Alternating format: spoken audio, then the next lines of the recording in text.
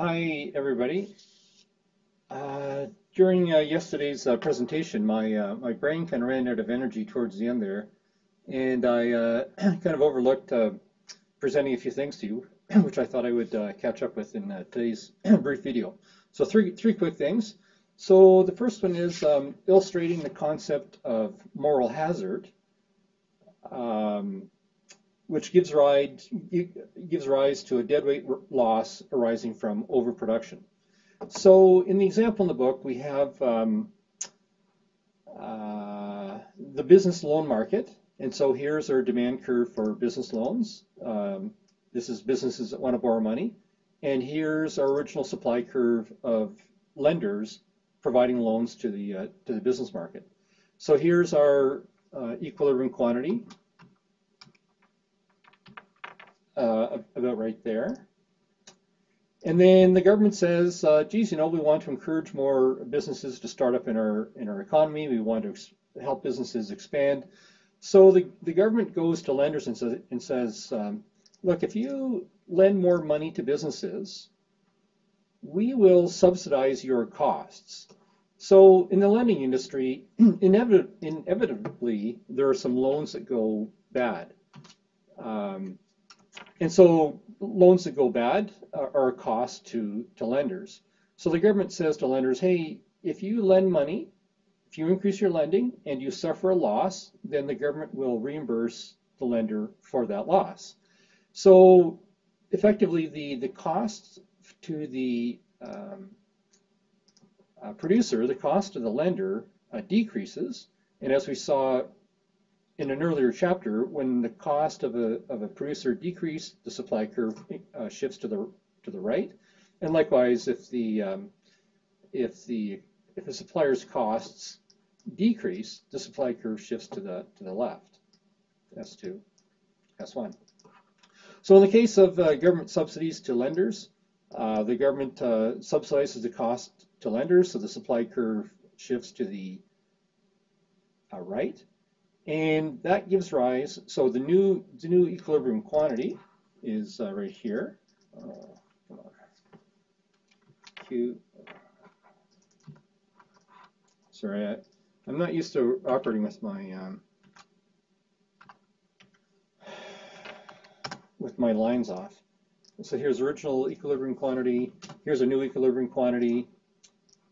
And at this new equilibrium quantity, which is at the intersection of the demand curve and the new supply curve, at this new equilibrium quantity, we see that I'm going to type this, the marginal cost for society, so the S1 curve, this is the social marginal cost curve, and this is the new private marginal cost curve. At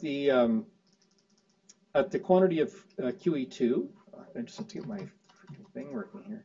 The marginal cost social is greater than marginal cost private.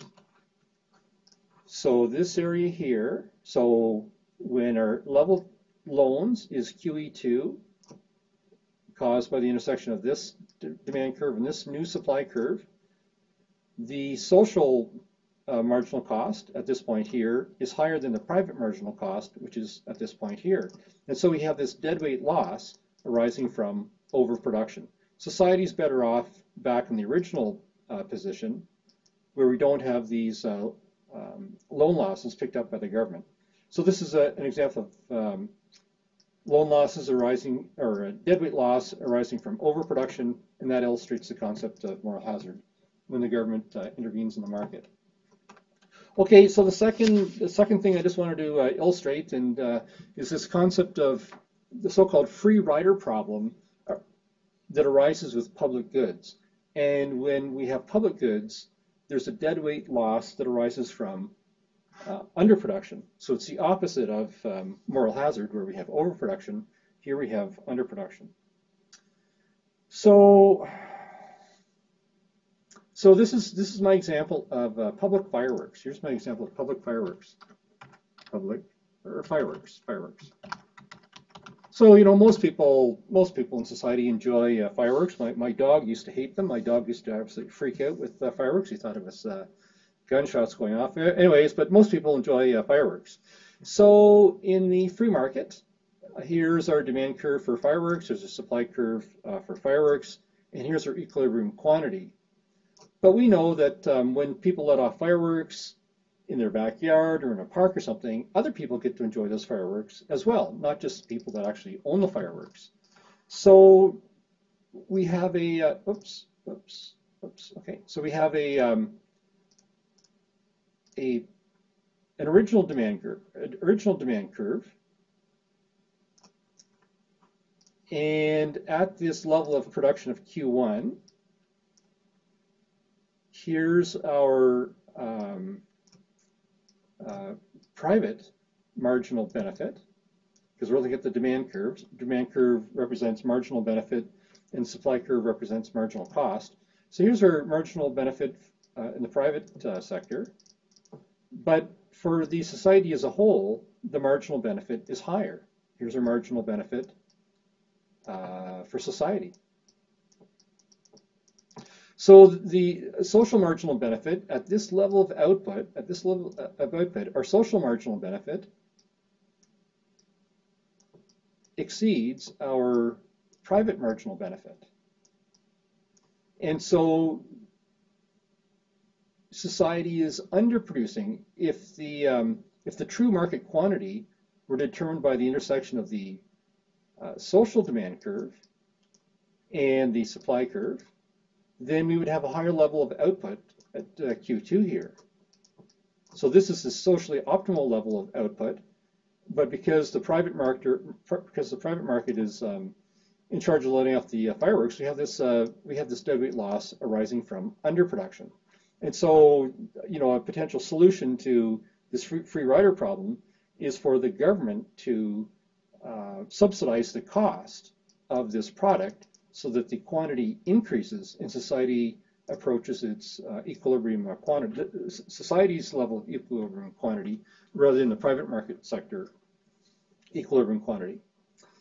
Okay, and then the final point is just going to make, I kind of went back a little bit earlier in the chapter, but I mentioned that I talked about price discrimination, and certainly economists have these different flavors of price discrimination. There's first degree, second degree, and third degree. First degree is known as perfect price competition that we illustrated yesterday with the 5 tickets and the 5 people wanting to go see Justin Bieber. However, in the real world, price discrimination is actually quite common in certain industries. It's quite common in the airline travel industry, the hotel industry, and in sporting venues. In all these 3 types of industries, and there's other ones as well, but in all these three types of industries, these businesses have a high level of fixed capacity. So you've got an airplane. When the airplane takes off, it has a certain number of seats. Hotels, they have a certain number of rooms. Sporting venues like sporting stadiums or arenas, they have a fixed number of seats. And these products are known as perishable, which means that if they're not consumed within a certain period of time, then the vendor can never sell that product again. So as soon as that airplane takes off, if there's empty seats, the vendor never has a chance to sell those empty seats again. Likewise, for a hotel room, if there are rooms empty one night, well, they maybe are empty again tomorrow, but yesterday's empty rooms can never be sold again. Likewise, in sporting venues, you've got all these seats. If some seats remain unsold at a particular event, the seat perishes. It can never be sold again. So in these industries that have high fixed capacity, they have what's known as a perishable product, and the vendor is able to segment the market and find people willing to pay different prices for the same product, then they practice price discrimination, and they do just that. They charge business travelers one price for a seat on a plane, and the tourists another, a lower price on the same flight. Likewise, in hotel rooms, there's a business market and there's a tourist market. People are staying in the same hotel room same evening, the rooms may be identical, but one person pays twice as much as the other. And then the same thing happens in sporting venues where you have many different classes of seats. But basically, people are getting the same product. They're just watching the same sporting event in the same day. Anyways, I just wanted to point out that there are some industries where price discrimination is the norm. Um, anyways, so it's not just a theory. It's actually what companies actually do in certain industries. Anyways, we'll come back to that later in the course. Okay, that's it for my supplement for today, and talk to you later.